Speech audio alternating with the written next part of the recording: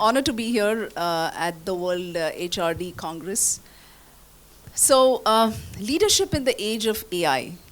Honestly speaking, does the fabric of leadership really change? What do you think? Does leadership change? Today it's AI, 10 years later it could be something else. Does the core essence of leadership really change? Essentially, no, right? But what makes AI? I think we are just in the second month of 2025, and we have already seen major breakthroughs in technology. We've all been reading about DeepSeek, how NVIDIA stocks plummeted.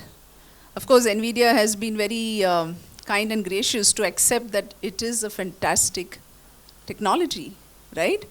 So which also shows that we are living in a day of not just running down competition and saying, oh, they're not good or they're not worthwhile, right? So I'm just going to talk about an acronym, CARE.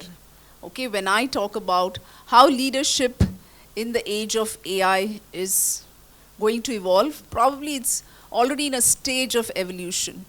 Okay, the first C is customer focus. Why do businesses exist? Because of customers, right? If there are no customers, businesses don't exist. Now, customers can be external, right? Which is the clients from where businesses essentially get their revenues, their money's coming in. Customers could also be internal. How many of you are studying HR? At least for the students who are here. Okay, so some of you, right? So your internal employees are your customers, right? So essentially, customer focus is really the key. You know, AI just for the sake of AI. Sab log AI kar rahe, let's get onto the bandwagon and get into saying that we are doing AI has no sense. Because many companies, I don't know how many of you know this, 70% of digital transformation initiatives actually fail in organizations, right? And that's a huge sum of money. That's tons of money down the drain. Imagine 70% of transformation initiatives which organizations are running and they go down the tube is essentially to say that it's tons and tons of money which is not yielded the results it's supposed to yield. And why does this happen? Is largely because A, the people within the organizations have not been aligned, and most importantly, I think the customer focus is somewhere missing, right? How are you really going to add value? So customer focus is the number one C of how one can really be defining leadership in the age of AI. The second C is about creating a culture of continuous learning. You would have all studied, we need to be constantly learning, right? This is true for when we are in our academic years. This is true when we join organizations. It's true for all of us as leaders. It just doesn't happen that once a person has reached a certain level of leadership, learning stops. The more and more we are able to inculcate that there has to be continuous learning. There has got to be keeping abreast with times. What's happening in the world around us, right? What's happening not just in our industry. Today we need to have a much larger perspective of what's happening in the geopolitical environment. Everything that happens, like in the last few probably couple of weeks, we have seen the stock markets plummeting, right? Even in India and probably many parts of the world. Now, reasons can be many. Now, all of this does have an impact. We are seeing the depreciating rupee, right, against the dollar. I mean, it's crazily risen. The dollar rate has crazily risen. So what really is happening is a whole lot of things have an impact. So same is the case with AI. At the end of the day, how can AI help the business? How can AI help each of the individual functions becomes very crucial when you look at it from a standpoint of, are everybody in the organization? Is it just few leaders who are saying, oh, we need AI and talking about it, or does everybody believe? Now down the line, there's also a certain sense of uncertainty. People feel AI comes in, jobs will be gone, right? Or jobs will diminish. But the reality is, with the advent of computers, many of you among the students at least were not even born at that time, right? Everybody thought that, computers are coming, pata nahi what is going to happen. But look at how it has revolutionized Today, if India is a global force to reckon with, okay, Fortune 500 CEOs, many of them are Indians. It's thanks to the IT revolution, right? Which is the liberalization wave which set forth in 1991. So I think today we have got lots to thank for in terms of how IT and India's, look at fintech. Today, there are a lot of foreigners who are amazed with the fact that you can literally use GPay or any of these UPI tools and just at the, we're literally getting into a cashless economy, right? I was a little late to adopt, okay? I just got my GPay done maybe 2 years back. I must accept that. But now there's no looking back. I don't carry cash with me anymore, right? So I think the way technology is changing is, so how do leaders create a culture of continuous learning is by helping people see that you have to stay ahead of the curve. About a year back, I was talking to my L&D head and said that for our sales and pre-sales folks, one of the ways is to sort of engage coaches, right? And coaching is expensive. When you try getting an executive coach coming in, and it is an expensive proposition. So what if we were to look at some tools in the market? And you'll be very surprised. We came across this brilliant tool by the name of Sell Me This Pen. Okay, this is an AI tool which actually replicates the role of a coach. And not just that, it's a great tool for people to practice. It's just like, see, when you're on a call with a client or you're meeting a client, you could make mistakes. But this tool actually tells you how to prepare, how to, sort of make the conversation so that all the objections, right? So any of you here in sales will be able to maybe appreciate that a little more. It just gives them a lot more of preparedness. So people are able to now really, and this I'm talking about has been a great boon for the sales and pre-sales folks, that this AI tool has been a game changer. Similarly, my L&D team, we use a lot of AI tools for making presentations, for getting the content. Earlier making a presentation could take weeks together, right? Today you have the bare content ready, you can have it at the snap of your fingers. So it is about embracing technology, and I think leaders have to show the way. If you show that, no, we still want to do the same old traditional ways, people also think, we have a leader who's not interested in anything, right? So how do you create that culture? So that's the second culture of making sure, second C of making sure that you have the culture of continuous learning. Organizations which stop learning, and that's true for all of us as individuals also. When we stop learning, we stop growing, right? So learning is an integral part of our lives, as individuals and as organizations. And that's true for leaders. Leaders who say that, nahi, pata nahi, I don't want to get into all this, I think we are good with what we are. You'll never know when you're out of the race. Today we know of many companies who have completely been vanished, literally, right? Some are trying to make a comeback. I don't know, many of the youngsters here may not know, but Nokia was once upon a time literally like the market leaders. A better example is BlackBerry. I don't know, how many of you know what has happened to BlackBerry and this, right? I still remember, corporate executives having a BlackBerry used to be a sense of pride. Matlab, you have arrived. Agar you've got a BlackBerry from the company means you have arrived. But when companies get complacent, right, you suddenly realize that others have come and taken the world by storm. The second, so we've talked about the 2 C's. The second one is the A, which stands for authenticity. I think leaders need to be authentic. And what do I mean by being authentic? By being authentic, it means we don't know everything. Today, no leader can claim to say, I remember there's this wonderful quote of John Maxwell about leadership. A leader is the one who knows the way, shows the way, and goes the way. But in today's day and time, a leader may not know completely, right? So sometimes you have to hire people who are much smarter than you so that they can complement you and they can lead the way, right? So a leader cannot have this ego and say, no, if I say that I don't know something in a meeting, I look stupid. It's perfectly okay for leaders to say, you know what, I don't know about this. Can you tell me a little more about this? This doesn't show that you're being weak or non-confident. It doesn't show you as being underconfident. It shows you as being willing to accept that I don't know enough. When a leader says, I don't know enough, suddenly you have people in the room full of people who say, you know what, we also need help here. Earlier, it used to be, leaders have to be a know-it-all. If a leader is not a know-it-all, there's something wrong with him or her. But times have changed to the extent that it's perfectly okay. And authenticity lies in saying that I do not know enough. Authenticity also lies in saying that when you're sitting in a room and there's a discussion, you can actually say, you know what, I do not agree with you, and because of 1, 2, 3. I'm not talking about being rebel with or without a cause. I'm saying that when you do not agree with something, you say why you don't agree with what is being said, right? Many a times it also means the courage to call a spade.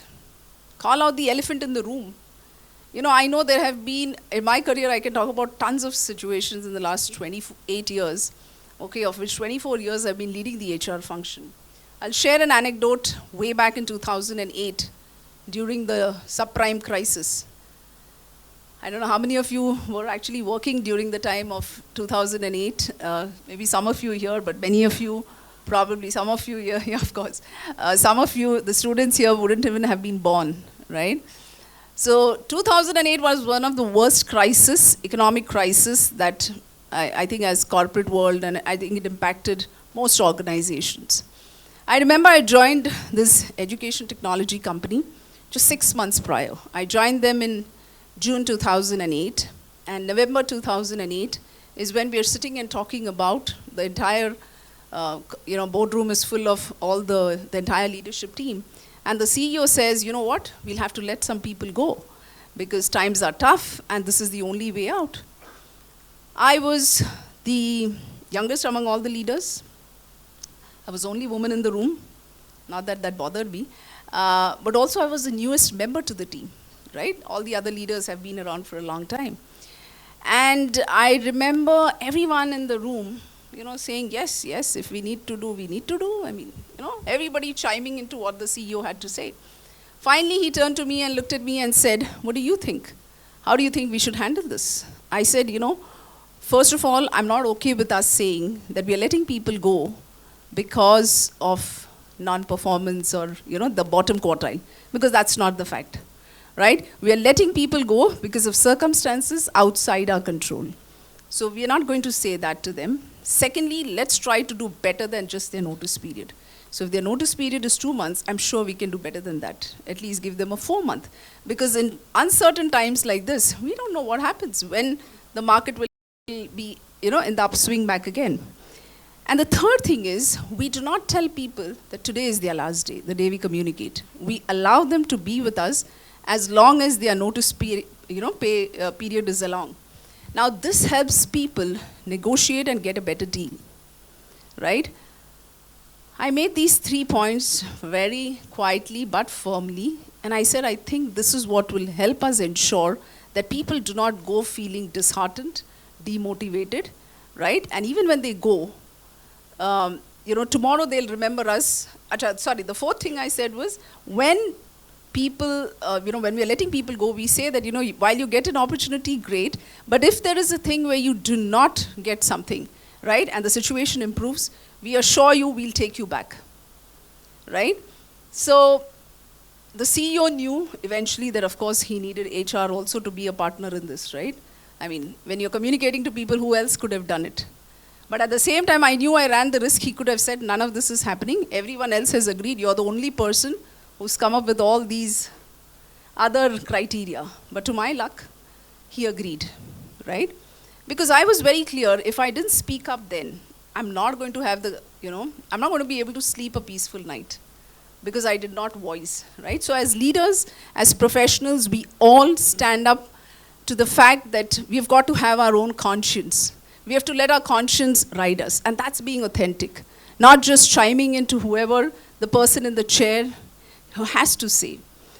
So, and I think I take pride in saying that while it was the most difficult things, I've never had to, knock on wood, had to do any further layoffs in my career after that experience.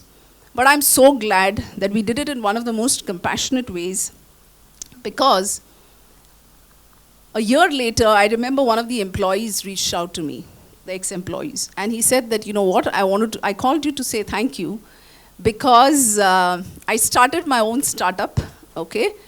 And because you guys did not say we are non-performers, we are bottom quartile, and you did not kill our confidence, it gave me the courage to start something new, right? So that's something which I think goes without saying, that as leaders, we've got to be authentic and say what we need to say.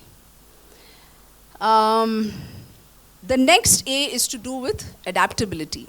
As leaders, if we are not adaptable to change, if we are not looking at how can we really bring out that change and help people along. See, people in the organizations look forward to leaders to actually show the way.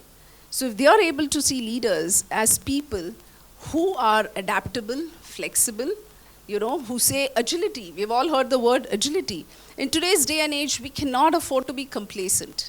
We cannot afford to be, just thinking, okay, things will be fine. Look at what happened with NVIDIA. It's a classic case.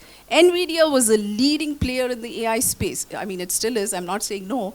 But what has happened with DeepSeek coming in is they've realized that you can have somebody much smarter, move things much faster, right? And you've got to be keeping pace with that. So that's true for organizations, that's true for all of us as individuals, as leaders, that how are we making sure that we are keeping pace with the times, right? The next one is R, which stands for resilience. What is resilience? The ability to bounce back after setbacks. There will be setbacks, there will be ups and downs, there will be times which don't go the way we want. That's a reality. I think now today when we look back, COVID is 5 years. It's 5 years since we first faced COVID, right? COVID was a time for most of us when there was no really playbook to go by. None of the leaders knew how to handle it. But leaders who handled it with the, letting their, do things with their heart rather than with just their head, right, had much better resilience to come back. Because you have to keep people at the focus of everything that you do, right? So for leaders, it is important that, you are leading the way in terms of how the organization can be resilient. There will be times that there will be setbacks, and how much are you, your people watch you.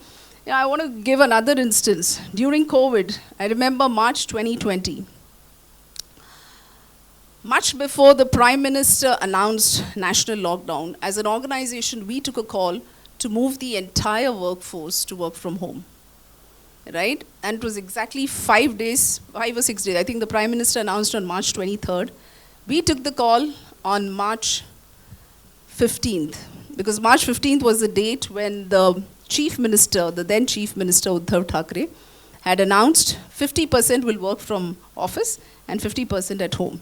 And we knew that the writing was on the wall, that one of the days, see, of course, many people were, very skeptical. No, India cannot afford to have a national lockdown. It's not like the countries in the West. But the reality is we did have. And because we had a simple reason that, we looked at people interest. We have people traveling 2 hours by local trains to reach the office, right, from far off distant suburbs. We said, what, we'll move first. And I still remember the meeting when we had. Everyone came with different instances. The IT team came back saying, hey, but how do we take care of the confidentiality aspects, servers, GDPR, right? We are a GDPR compliant organization. We have got to make sure that all data is kept confidential. We said we have to do whatever it takes, right? Once a decision is taken, and it is with the people interest, we've got to make sure that it works. And I think the beauty of it is, within 3 to 4 days' time, we transitioned the entire workforce. And mind you, at that time, we had almost 75% of the people who were using desktops and not laptops. Laptops, there's no transition. You just take your laptop and you walk off home. And I think in hindsight for us, that proved to be one of the best decisions we ever made, because business grew multifold, right? Many of our competition who was not even prepared, we actually got a lot of spillover business from them. So it is important that you've got to, and I've seen this is not just this one, I can talk about umpteen instances. If you look at organizations and leaders making decisions with their heart, many a times you have to, and I know some people may be cynical to say, it's not always the heart which takes, but you've got to put the people interest at the heart of everything that you do. Now we come to E. The first E is for empathy. Empathy and compassion. I cannot undermine the importance of these two aspects of how crucial it is to be empathetic as leaders. So what is empathy? Some of the students here? I'm using the word empathy, but it's important for us to understand what is empathy, right? So what is empathy?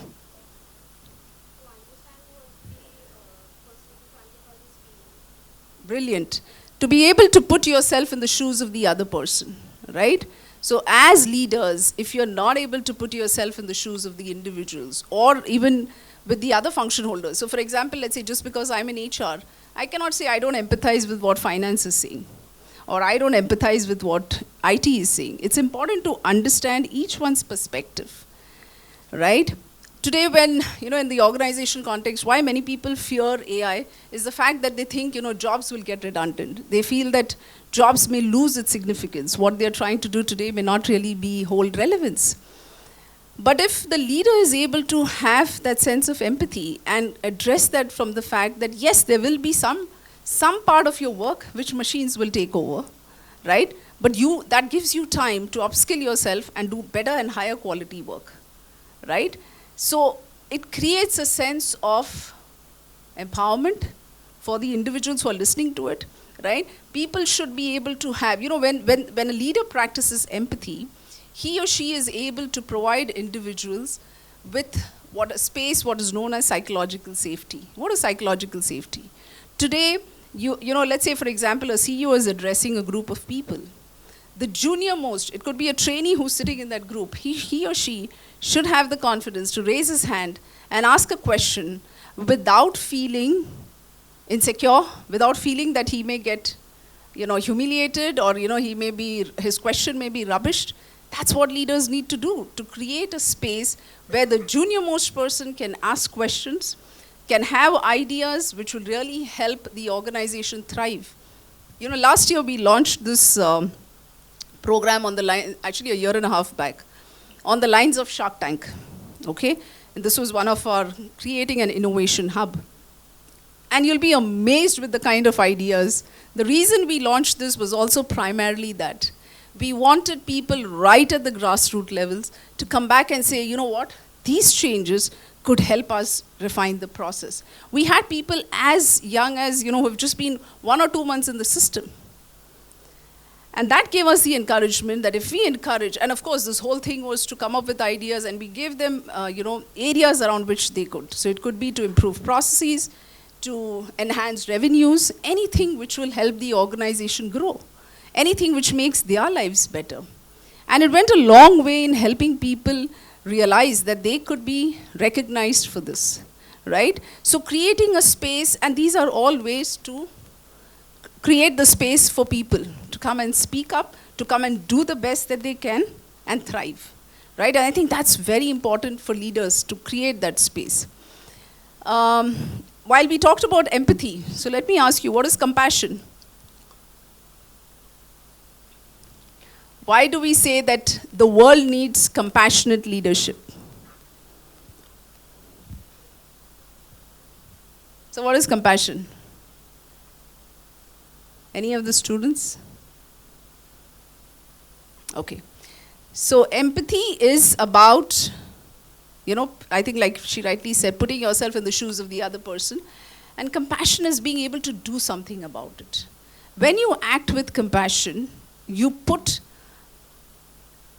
the fact that, people are not just resources, right? Gone are the days that one could think of, I don't care about what's happening in your personal lives. You're here to deliver on your KPIs and you better deliver. Nobody will work with that kind of leader. Will any of you work when you join the corporate world? Who doesn't care about what you think, what you're going through, right? We are living in an age where burnout is at its highest, right? And what is burnout? And young people are feeling that in their early, maybe some of them even in their mid-20s, early 30s, people are experiencing burnout, anxiety, because we live in a world where there's so much of pressure. Pressure to perform, pressure to, be at your best at all times. And with that kind of mindset, not many people are able to do the best that they can, right? So what is really key is that you need to have leaders who can be compassionate. So today if somebody comes and says, I have this challenge. I remember COVID was, again, a phase which helped all of us see that we can work in a work from home situation. But there are many organizations who then said when things got better, now we need people back in the organization. We took a very conscious call, I think somewhere in start of 2022, once COVID was over, that we'll continue with a hybrid model, right? We started with 2 days a week, and we saw that it's working for us. And while it's working for us, we said that, this is a perfect example for us to show people that we trust you. Now, I've attended lots of conferences where people say, no, but there are instances where people may be, on your payroll, but they're probably moonlighting. My point is very simple. The outliers are just 5%. Will you make a policy or make changes basis just that 5%, or will you have it do something which works for 95%? I can today proudly say we continue to work a hybrid model. We show people that we trust you, right? We know that you know what you need to do, and we believe you can do it. Our engagement scores in the last 4 years, 5 years now I can say, have been in the range of, employee engagement scores, have been in the range of 89 to 92%.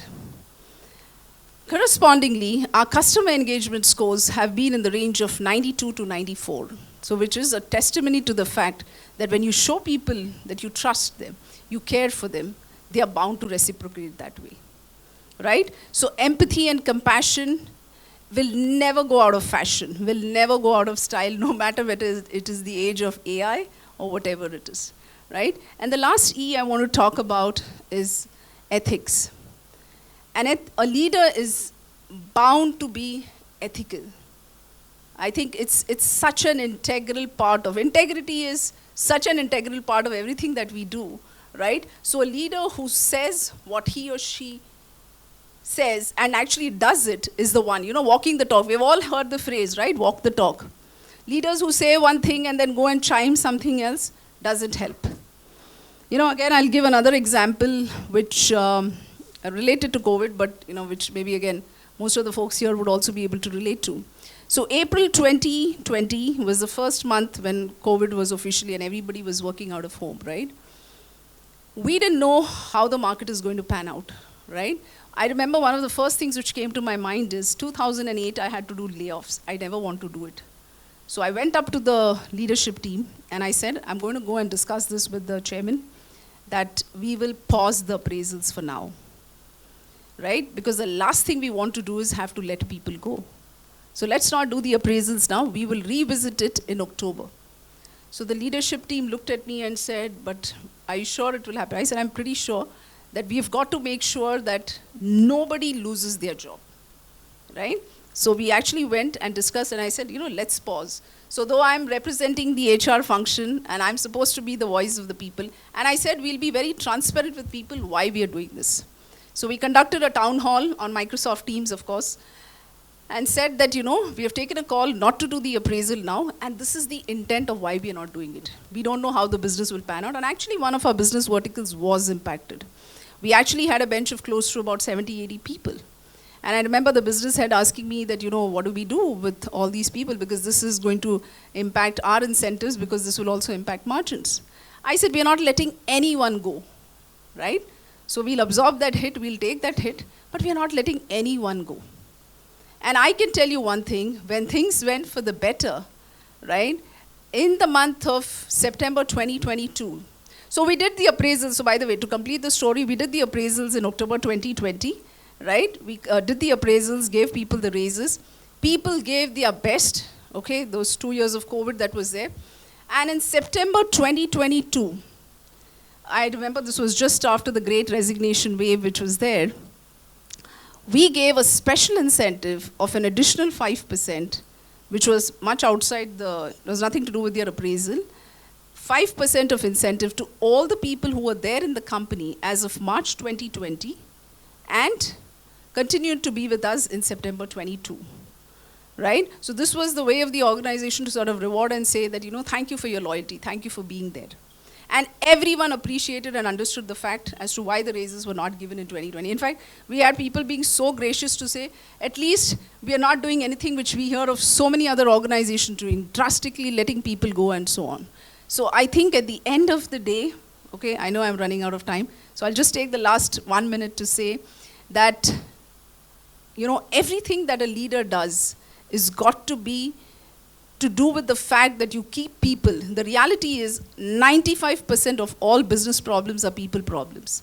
If you deal with people with compassion, you deal with people with keeping their best interest at heart, they will automatically give the best to the organization.